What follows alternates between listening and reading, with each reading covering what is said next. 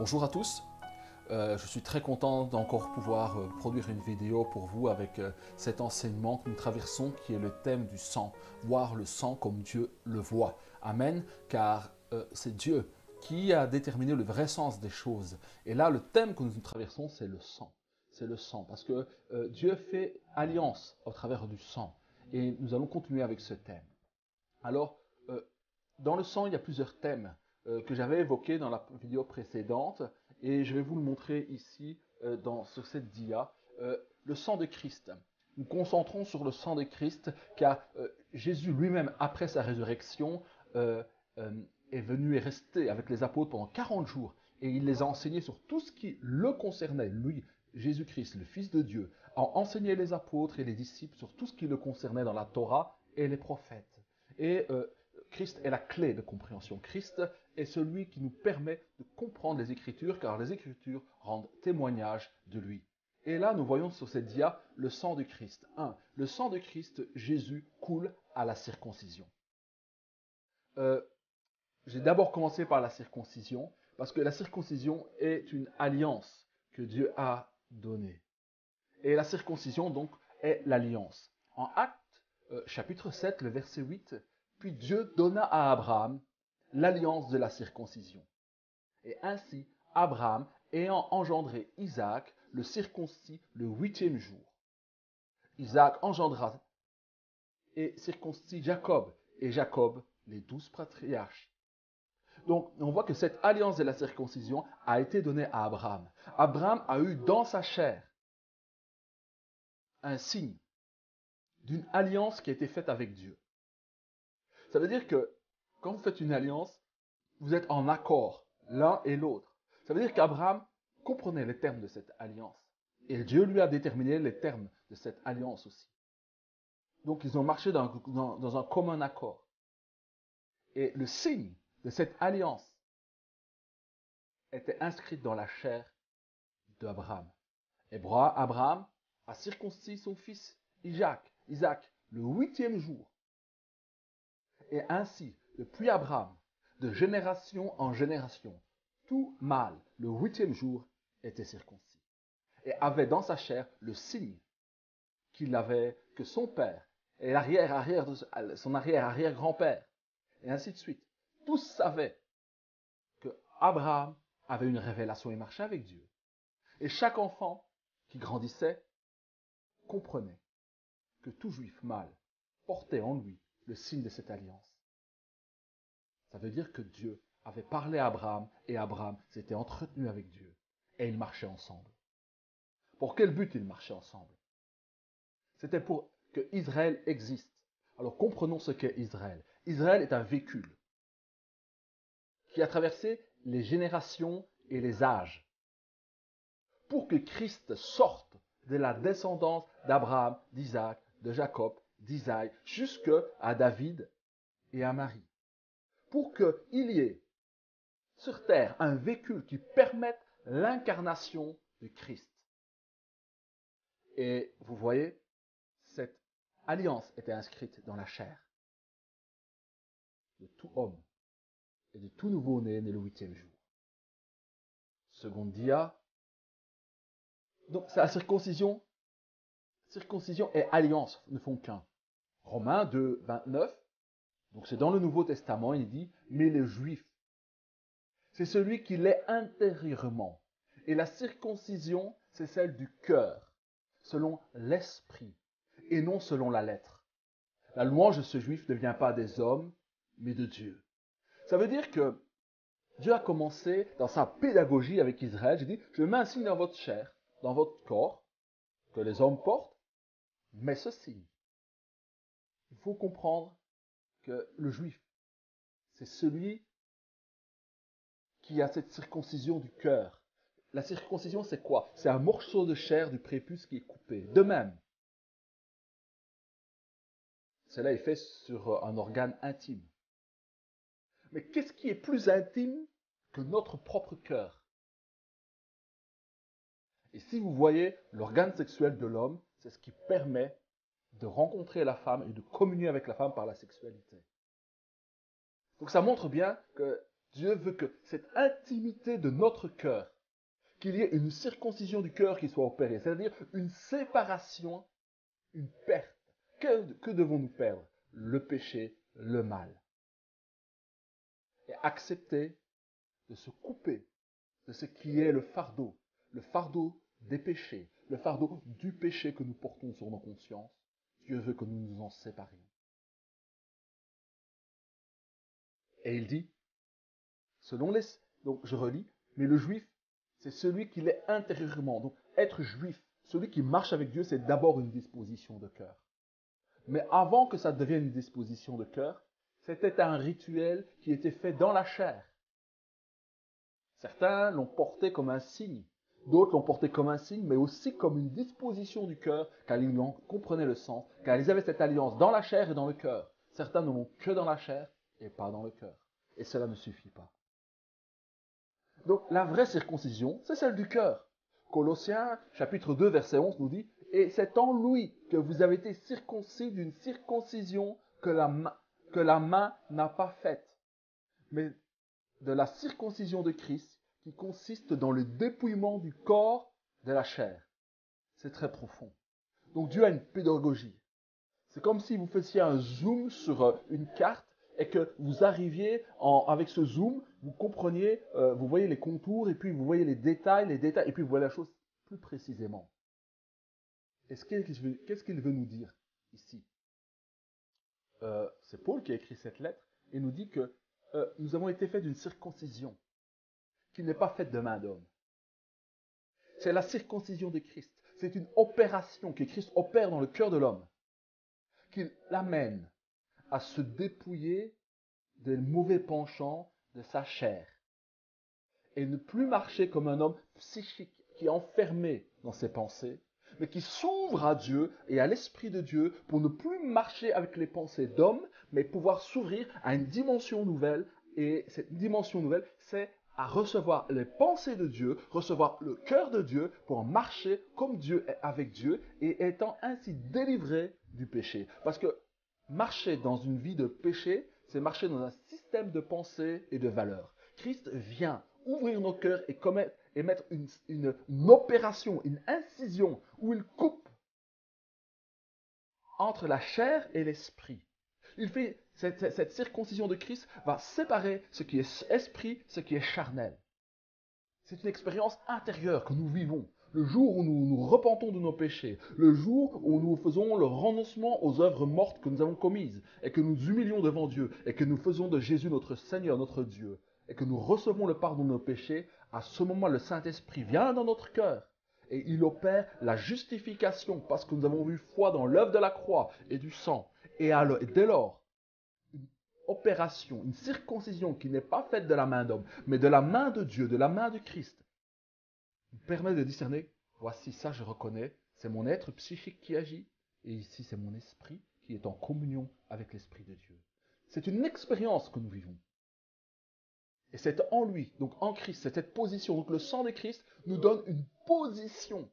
Nous ne sommes plus dans le monde où dans le monde où nous ne sommes plus sous l'autorité du diable, nous sommes en Christ, car nous avons été rachetés par le sang de Jésus-Christ et nous sommes établis en Christ. C'est une position spirituelle. Et celui qui est en Christ, c'est celui qui est justifié par la foi dans le sang de Christ, dans le don de sa vie, dans son effusion de sang. Et là, nous sommes un avec lui. Nous sommes en lui. Et vous avez été circoncis d'une circoncision que la main n'a pas faite. Mais c'est la circoncision de Christ. D'abord, il y a la circoncision qu'Abraham a reçue. Ensuite, il y a la circoncision que Isaac, Jacob ont reçue, qui était faite de main d'homme. Mais cette circoncision-là est l'image d'une circoncision spirituelle qu'opère la parole de la foi. On peut dire que la parole est l'instrument qui coupe. Mais qui tient cet instrument qui va couper? C'est Dieu lui-même. Et où fait-il cette incision? C'est comme si notre esprit et notre âme étaient amalgamés dans la confusion. Notre esprit humain est mort. Et quand nous recevons le salut de Dieu, l'Esprit de Dieu redonne vie à notre esprit. Mais il y a une opération que Dieu fait le jour de notre conversion, de notre repentance, le jour où nous confessons Jésus-Christ, où il se révèle à nous, il se montre à nous. Cette opération, quelle est-elle? C'est la circoncision du cœur. Ça veut dire qu'il y a une séparation entre l'âme et l'esprit. Et à nous-mêmes, nous voyons, voilà, là, j'agis en être psychique, humain, animal. ah, voilà maintenant, je sais que je marche par l'Esprit, par la foi, que je suis connecté à l'Esprit de Dieu. C'est cette circoncision-là qui fait de nous la nouvelle naissance. Très important. Et Jésus lui-même a été circoncis. Notre maître, notre rabbi, le Seigneur Jésus, dans Luc chapitre 2, verset 21, nous dit « Le 8e jour, auquel l'enfant devait être circoncis étant arrivé, on lui donna le nom de Jésus, nom qu'avait indiqué l'ange avant qu'il fût conçu dans le sein de sa mère. » Donc Marie savait qu'il fallait donner le nom de Jésus. C'est un ange qui lui a donné. Et cela se faisait le 8e jour. Et on donnait le nom de l'enfant le 8e jour, le jour de sa circoncision. De même, nous, enfants de Dieu, dans la nouvelle alliance, nous recevons une identité qui est conforme à la nature de Dieu le jour où nous recevons le Saint-Esprit, le jour où nous recevons la révélation de qui est Jésus, et le jour où nous le confessons, le jour où nous acceptons de prendre le baptême de la repentance en vue du pardon des péchés, ce jour où cette révélation de Jésus nous saisit, et cet élan de notre cœur vers lui, où nous répondons à son appel, il opère une circoncision qui n'est pas faite de main d'homme. Et il redonne vie à notre esprit, et il sort notre esprit, il sépare notre esprit de notre âme pour que nous puissions ne plus être dans la confusion entre ce qui est psychique, charnel, animal, et ce qui est spirituel et né de Dieu, engendré de Dieu et créé de Dieu par la parole de la révélation et l'action de l'Esprit Saint. Donc c'était bien le 8e jour, le jour de la circoncision, qu'on donnait le nom de l'enfant. Et nommer une chose dans la Bible est très importante. Le nom qu'on donne à une chose est très important. Amen. Acte chapitre 7, verset 8 nous dit « Puis Dieu donna à Abraham l'alliance de la circoncision. Et ainsi, Abraham, ayant engendré Isaac, le circoncis le 8e jour, Isaac engendra et circoncis Jacob, et Jacob, les 12 patriarches, il les circoncise aussi. » Donc j'ai pris des textes de Acte 7, 8 pour vous montrer que Acte 7, ce sont les livres du Nouveau Testament. Les premiers disciples de Jésus étaient tous des Juifs. Le début de l'Église, de l'Ecclésiaste, c'est-à-dire de l'assemblée des disciples de Jésus, sont tous des Juifs, d'abord. Et ils citent tout, ils font référence à tout ce qui concerne l'Ancien Testament.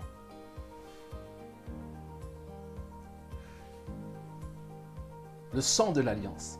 Matthieu, chapitre 26, verset 28 nous dit « Car ceci est mon sang, dit Jésus, le sang de l'Alliance, qui est répandu pour plusieurs, pour la rémission des péchés. » Donc, dans le sang du Fils de Dieu, qui donne son sang, qui a donné son âme, qui a donné sa vie, qui a donné son humanité grâce à l'incarnation, il nous dit que c'est ce sang-là qui a coûté pour la rémission, pour redemander le péché et l'effacer et l'expier.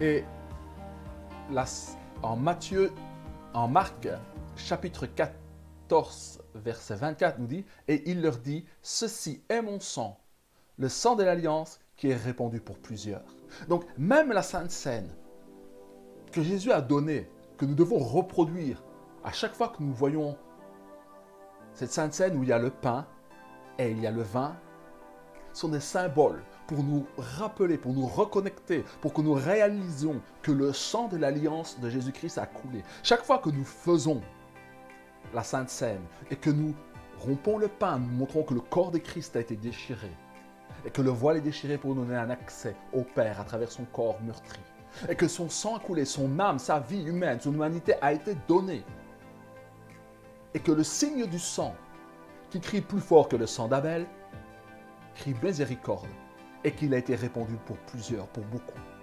La Sainte Seine proclame cela. La Sainte Seine que nous reproduisons en communion avec le pain manifeste le corps de Christ.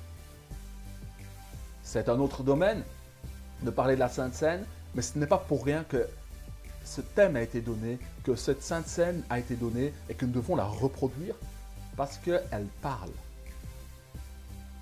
Elle parle, elle explicite l'œuvre du sang pour la rémission des péchés. Luc 22, 20 dit « Il prit de même la coupe, après le souper, il la leur donna en disant « Cette coupe est la nouvelle alliance en mon sang.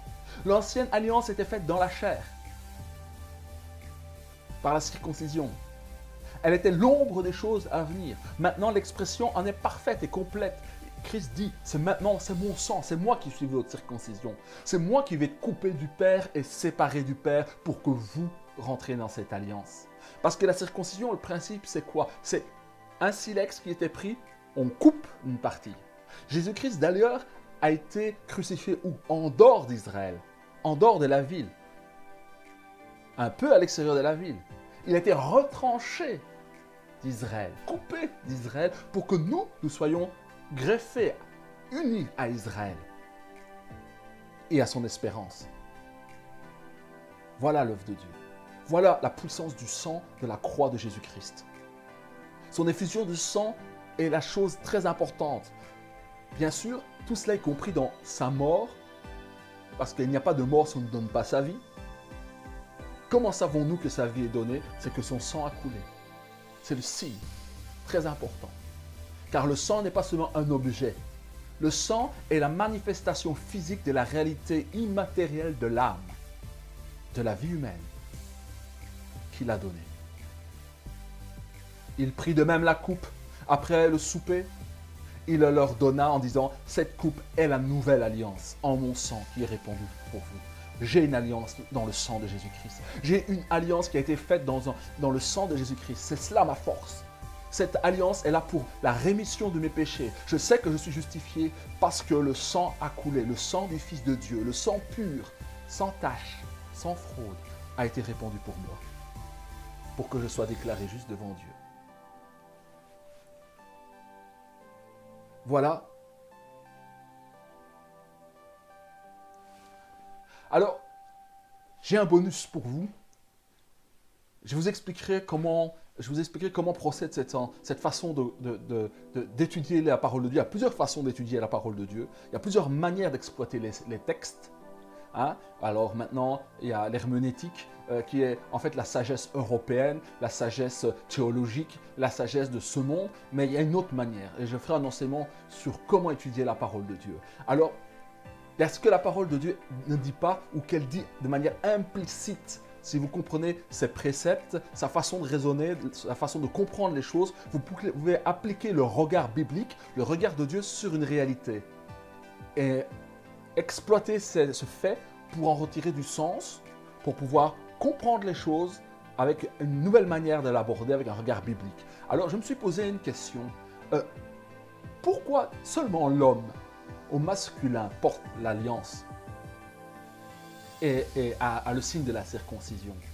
Certes, la Bible dit que l'homme a d'abord été créé et que l'homme est l'autorité, a autorité sur la femme pour la protéger, pour la garder, pour pouvoir lui donner la sécurité et lui permettre de s'accomplir. Pas comme fait à l'image de Christ, comme Christ est venu pour l'Église et il a donné sa vie pour l'Église. De même, l'homme qui exerce son leadership doit se donner pour son épouse. Et Christ s'est donné pour son épouse, il s'est donné pour son Église. Voilà le terme de autorité, c'est celui qui est au service de tous. Ça, c'est les valeurs bibliques, les valeurs de Dieu, les valeurs spirituelles et éternelles que Dieu nous inculque. Alors maintenant, la femme. Pas de circoncision pour la femme. Pourquoi seulement l'homme porte le signe de l'alliance? Alors écoutez bien, c'est ici la réflexion biblique. Alors la question que je me suis posée, c'est, mais le sang de la femme, à quel moment le sang coule chez la femme? Chez la femme, le sang coule une fois par mois au moment où après qu'elle ait été féconde.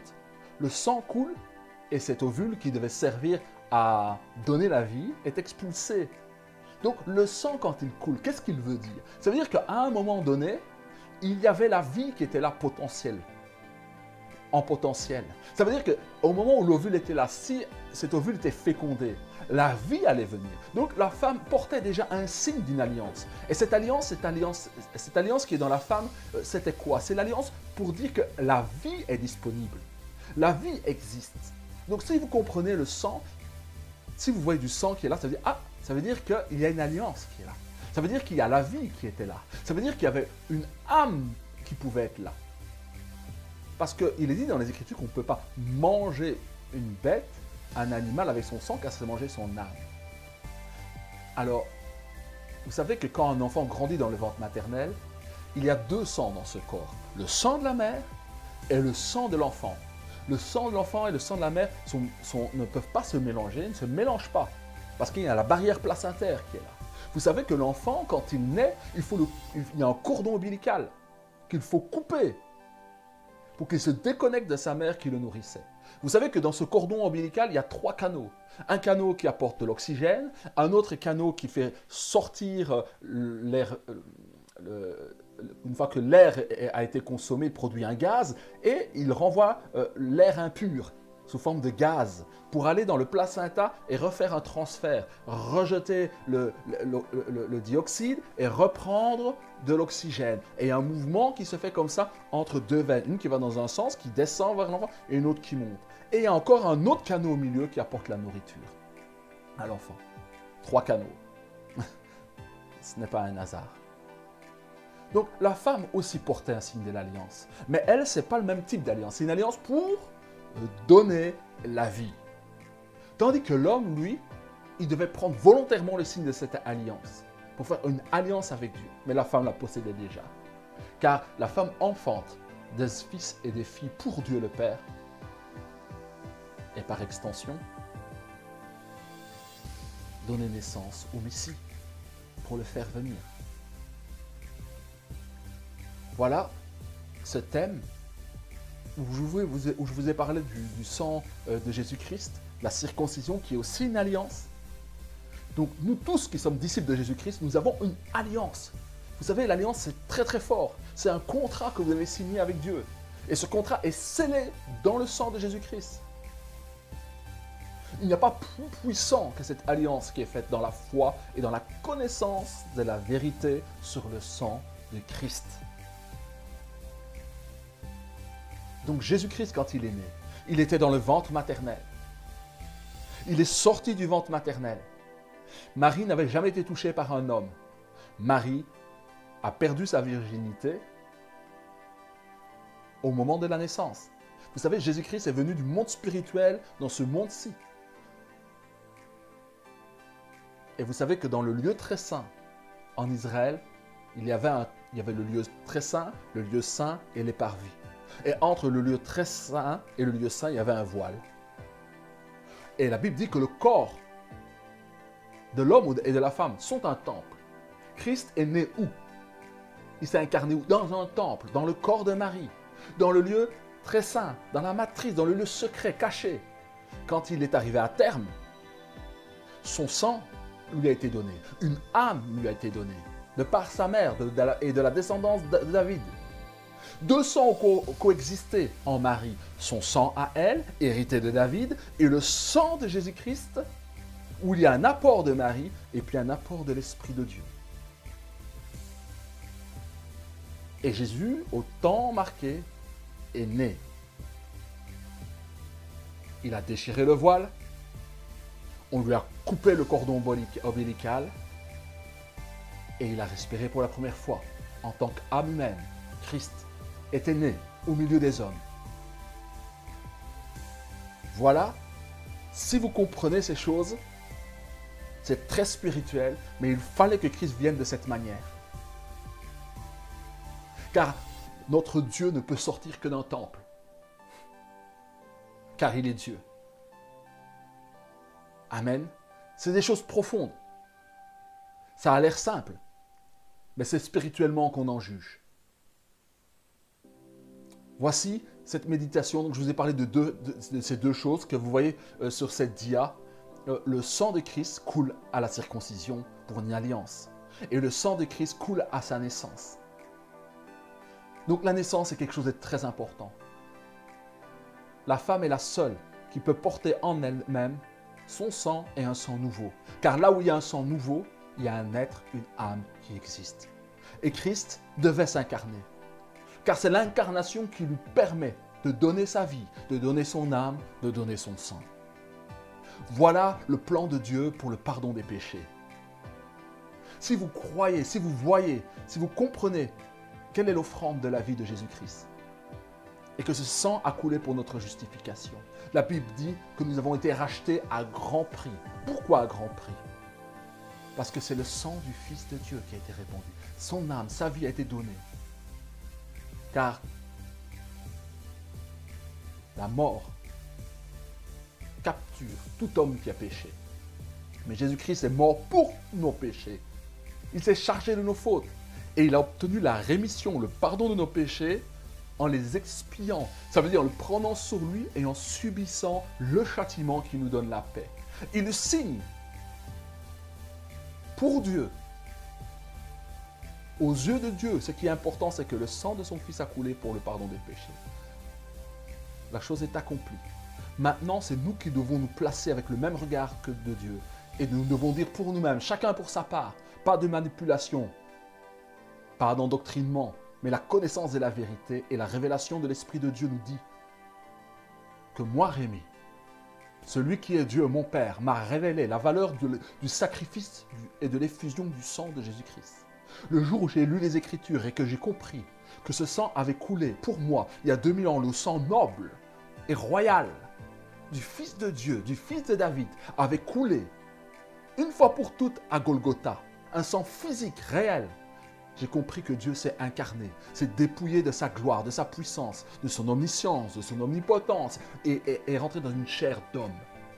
Et qu'il a donné son âme, sa vie, son sang à la croix, et que son corps a été brisé, et que j'ai obtenu le pardon de mes péchés. J'ai gardé cette vérité dans mon cœur, en relisant, en méditant cette parole, et le Saint-Esprit de Dieu est venu lui-même témoigner à mon cœur les bienfaits et les bénéfices de cette œuvre-là. Et les bénéfices de cette œuvre-là, c'est quoi? C'est que j'ai une alliance avec Dieu. Dieu me parle et je lui parle. Et nous sommes en communion. Il me garde et je le sers. Voici cette troisième partie où je vous parle du sang. Il y en aura encore. À la prochaine fois, je vais traiter le sang de Jésus-Christ coule au jardin de Gethsémane. Je vais parler de ce thème-là. Ensuite, je ferai peut-être deux thèmes ou un thème, on verra la longueur. Le sang de Jésus-Christ coule à la croix et le sang de Jésus-Christ dans le tabernacle qui n'est point fait de main d'homme. Je vous parlerai aussi de cela. Voilà, je vous souhaite une bonne soirée à tous. Que la grâce de Dieu, que l'Esprit de Jésus-Christ, esprit de sagesse et de révélation pour vous connecter au Père, vous accompagne. À bientôt.